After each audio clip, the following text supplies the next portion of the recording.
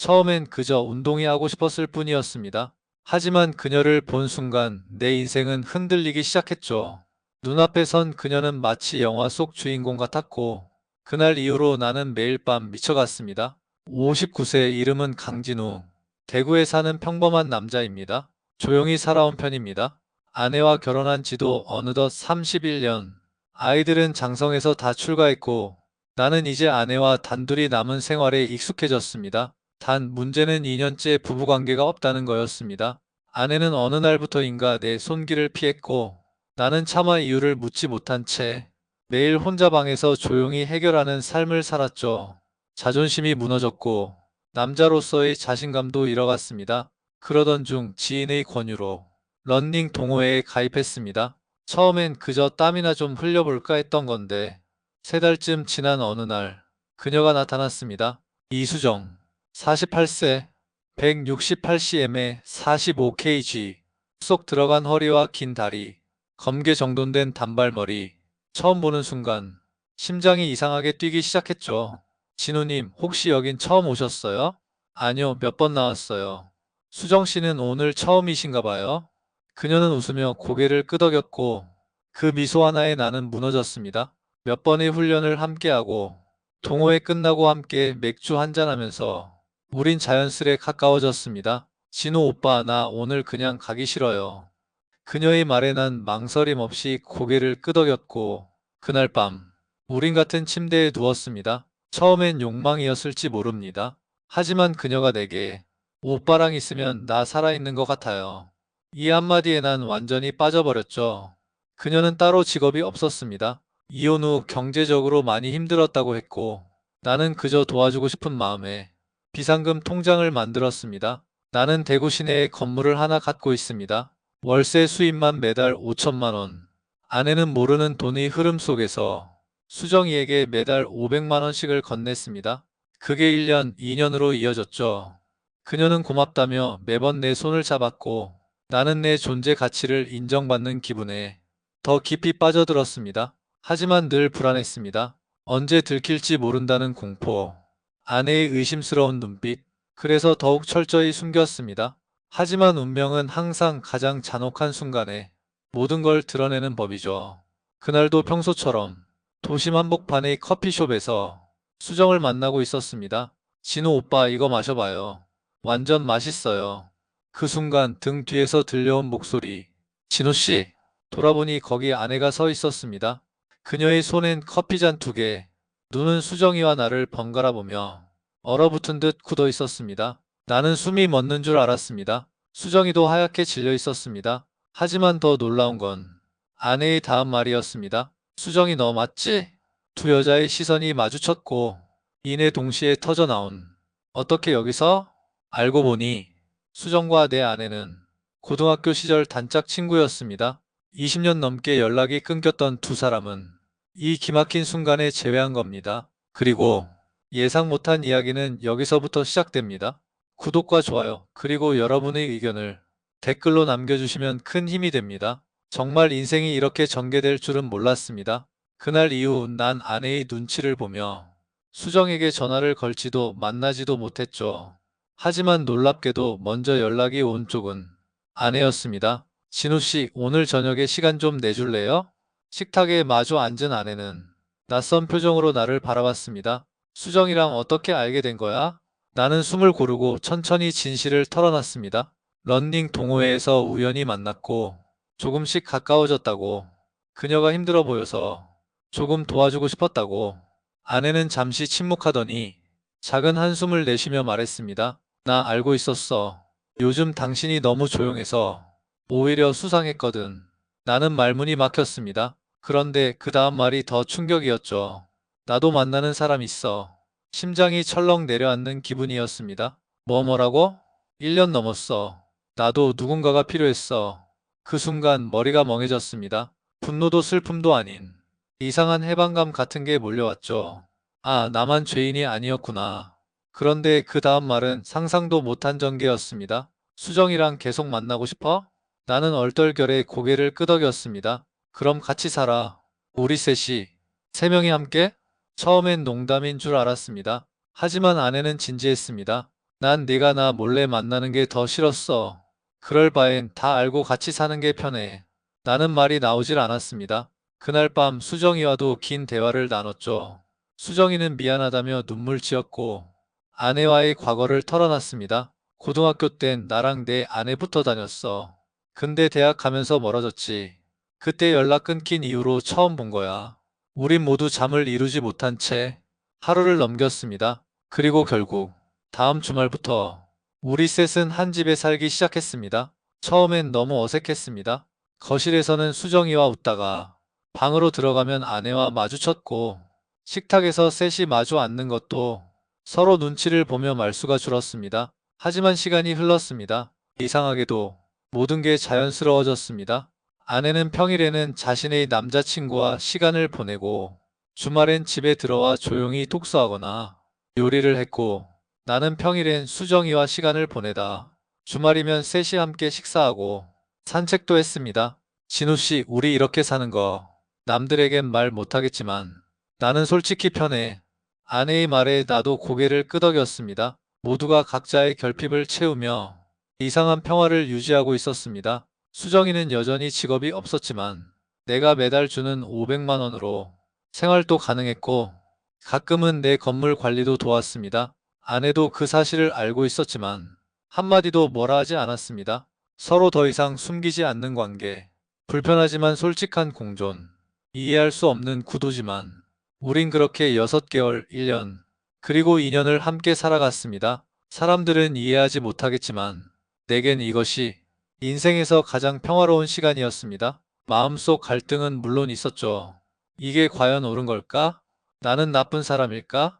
하지만 다시 돌아가고 싶은 마음은 단 한 번도 들지 않았습니다. 수정이의 웃음, 아내의 평온한 표정, 그리고 내 지갑에서 사라지는 돈들.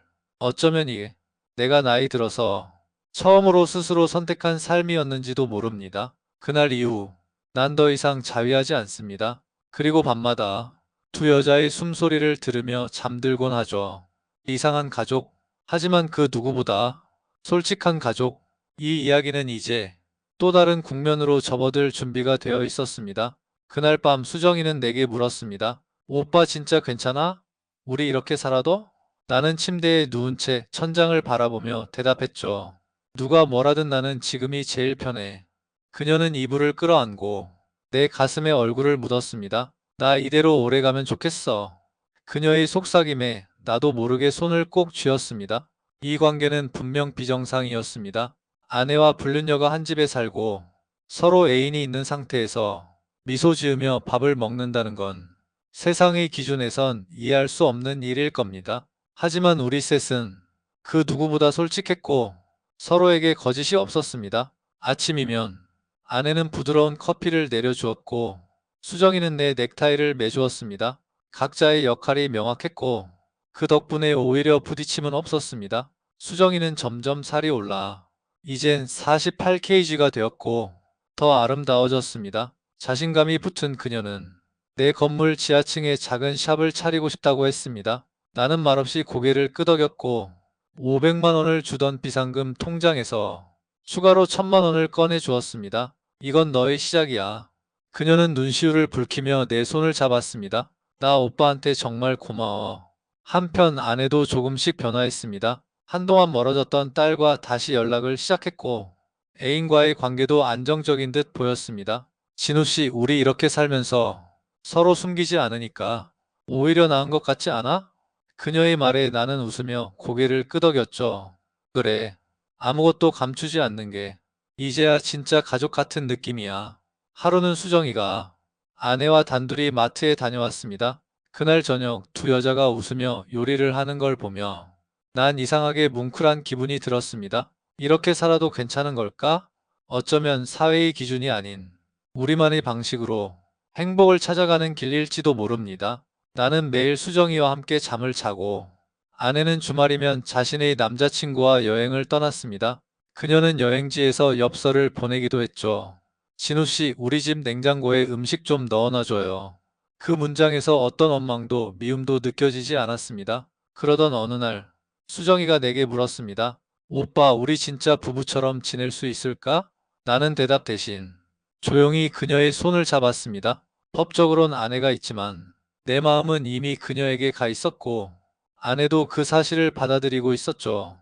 물론 서류상으론 변한 게 없지만 우린 마음속으로 새로운 가족 형태를 인정하고 있었습니다. 이야기를 들은 친구들은 이해 못하겠다고 고개를 저었고 어떤 이들은 날 미쳤다 했지만 그 어떤 말도 지금 이 평화로운 일상을 무너뜨릴 수는 없었습니다. 그리고 나 역시 알고 있었습니다. 이 기묘한 균형이 언제 무너질지 모른다는 걸. 그래서 하루하루를 조금 더 진하게, 조금 더 뜨겁게 살아가려 했습니다. 어느 날 저녁, 수정이가 내게 속삭였습니다. 오빠, 나 사실 다시 아이 갖고 싶다는 생각했었어. 그녀의 말에 나는 숨을 멈췄습니다. 지금 이 나이에? 응. 이 나이라서 더 간절한 것 같아. 뱃속에 오빠 아이가 자라는 걸 한 번쯤은 느껴보고 싶어. 나는 쉽게 대답하지 못했습니다. 이미 정관 수술을 받았다는 걸 차마 그녀에게 말하지 못했기 때문입니다. 그날 이후 나는 병원에 갔습니다. 정관복원 수술이 가능한지 조심스레 상담을 받았습니다. 그리고 돌아오는 길 혼자 벤치에 앉아 하늘을 바라보며 생각했습니다. 이제 내가 정말 원하는 건 뭘까? 아내와의 30년, 수정과의 2년, 그리고 지금 이 순간 그저 욕망으로 시작했던 관계가 이젠 내 삶의 중심이 되어 있었습니다. 나는 더 이상 예전의 내가 아니었습니다. 그저 한 사람의 남편, 한 여자의 연인이 아니라 이 모든 관계를 받아들이고 끌어안으며 살아가는 단 한 사람, 강진우 59세. 나는 오늘도 두 여자의 미소를 보며 감사함과 두려움이 섞인 묘한 감정 속에서 살아갑니다. 이 일상은 계속될 수 있을까? 그날 새벽, 수정 씨가 제 무릎에 머리를 얹고 말했습니다. 오빠, 요즘 너무 행복해요. 꿈꾸는 것 같아요. 저는 말없이 그녀의 머리카락을 쓰다듬었습니다. 그녀의 체온이 제 다리를 따뜻하게 감싸고 있었고, 심장은 조용히 그러나 단단히 뛰고 있었습니다. 창밖엔 봄비가 내리고 있었고, 작은 우리 집 거실은 은은한 조명과 커피향으로 가득했습니다. 아내는 친구들과 여행을 떠난 날이었고, 저희는 서로의 체온을 확인하며 하루를 천천히 아주 조용히 보내고 있었습니다. 오빠, 그냥 이대로 시간이 멈췄으면 좋겠어요. 그 말에 저도 조용히 고개를 끄덕였습니다. 저도요. 진심으로 그렇게 생각했어요. 수정 씨는 요즘 웃는 날이 많아졌습니다. 건물 지하에 열었던 작은 디저트 가게도 나름대로 자리를 잡기 시작했고, 손님들 사이에서도 반응이 좋았습니다. 그녀는 초콜릿을 만들며 웃었고, 저는 사무실에서 그녀를 바라보는 게 요즘 가장 큰 낙이 되었습니다. 마치 제 인생의 빈 구석을 하나하나 메워주는 느낌이었습니다. 그리고 어느 날 밤, 수정 씨가 제 손을 꼭 잡고 물었습니다. 오빠, 그 얘기 이제 해도 돼요? 무슨 얘기요? 우리 아기 이야기요. 저는 숨을 삼켰습니다. 며칠 전 정관복원 수술을 마친 상태였고, 아직도 그 사실을 그녀에게 말하지 못했기 때문입니다. 사실은 저 수술했어요. 그녀는 눈을 크게 떴습니다. 정말요? 언제요? 지난달이요. 말없이 해서 미안해요. 그녀는 입을 틀어막고 울기 시작했습니다. 오빠 미쳤어요. 왜 그런 걸? 너무 원하잖아요. 수정 씨가 원하는 거 저도 해주고 싶었어요. 그녀는 제 품에 안겨 울었고 저는 그녀의 등을 토닥이며 말했습니다. 이건 당신만을 위한 결정이에요. 당신은 그만한 자격이 있어요. 며칠 뒤 저희는 함께 병원에 갔습니다. 검사 결과 수정 씨의 몸 상태는 나쁘지 않았습니다. 다만 나이 때문에 확률이 낮을 뿐 가능성은 열려 있다고 했습니다. 그녀는 이후 하루하루가 더 진지해졌습니다. 카페 일도 줄이고 건강식에 집중하며 매일 산책하고 명상을 하기 시작했습니다. 한편 아내는 조금씩 거리감을 두었습니다. 어느 날 조용히 제게 말을 꺼냈습니다. 진우 씨, 저 요즘 고민 중이에요. 무슨 고민이요? 그 사람하고 미국에 가볼까 해요. 저는 놀랐지만 감정을 드러내지 않았습니다. 가보고 싶다면 다녀오세요. 괜찮으시겠어요? 네. 당신이 원하신다면 저는 상관없어요. 아내는 조용히 고개를 끄덕였고 며칠 뒤 짐을 싸서 떠났습니다. 집에는 저와 수정 씨만 남았습니다. 이상하게도 허전하지 않았습니다. 오히려 둘만의 시간이 더 진하고 따뜻하게 느껴졌습니다. 수정 씨는 제게 말했습니다. 우리 정말 부부 같아요. 그렇죠? 저는 웃으며 대답했습니다. 이제야 진짜 시작된 것 같아요. 그녀는 요즘 아침마다 제 셔츠를 다려주고 나가기 전엔 꼭 입맞춤을 해주었습니다. 저는 회사 대신 건물 관리를 돌보며 조금 더 그녀 곁에 머무르려 했습니다. 어느 날 수정 씨가 조용히 다가와 검은 봉투 하나를 건넸습니다. 이거 뭐예요? 확인해 보세요. 열어보니 임신 테스트기. 두 줄이 선명했습니다. 순간 숨이 멎는 듯 했고 저는 입을 다문 채 그녀를 바라보았습니다. 진짜예요? 그녀는 조용히 웃었습니다. 네. 며칠 전에 병원에서도 확인했어요. 저는 무릎이 풀려 소파에 털썩 주저앉았습니다. 기쁘고 놀랍고 두려웠습니다. 이 나이에 다시 아이를 갖는다는 것. 하지만 동시에 제 안의 무언가가 깨어나는 기분이었습니다. 수정 씨는 조용히 제 옆에 앉아 손을 포개며 말했습니다. 저 이제 혼자가 아니에요. 오빠, 우리 진짜 가족 맞죠? 저는 그녀의 눈을 똑바로 바라보며 말했습니다. 그럼요. 이제는 진짜예요. 우리 새로운 시작이에요. 그날 밤, 저는 그녀의 배에 입을 맞추며 속삭였습니다. 고맙습니다. 제 인생을 다시 살아나게 해주셔서. 창밖엔 봄비가 그치고 달빛이 조용히 비추고 있었습니다. 그 밤은 오래도록 저희 둘만의 비밀처럼 깊고 따뜻하게 이어졌습니다. 아기의 심장 소리를 처음 들은 날, 저는 의자에 앉은 채 아무 말도 할 수 없었습니다. 의사 선생님이 조심스레 고개를 끄덕이며 모니터를 돌려 보여주었고 그 화면 안에 분명히 살아있는, 움직이고 있는 작은 생명이 있었습니다. 수정 씨는 눈을 감은 채 눈물을 흘렸고 저는 그녀의 손을 꼭 잡았습니다. 세상이 조용해지고 우리는 오직 그 작은 소리만 듣고 있었습니다. 심장이 쿵쿵 뛰는 소리. 그 소리가 저의 귀를 때릴 때 저는 문득 이런 생각이 들었습니다. 이 아이는 내가 다시 인간답게 살아가도록 보내진 선물일지도 모른다. 수정 씨의 배는 서서히 불러왔고 집안 곳곳에는 작은 신생아용 용품들이 늘어났습니다.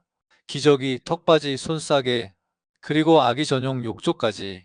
한때는 침묵으로 가득하던 공간이 이제는 미래에 대한 기대와 설렘으로 가득했습니다. 저는 매일 아침 수정 씨가 입덧으로 괴로워하지 않도록 따뜻한 보리차를 끓이고 과일을 잘라 침대까지 가져다 주었습니다.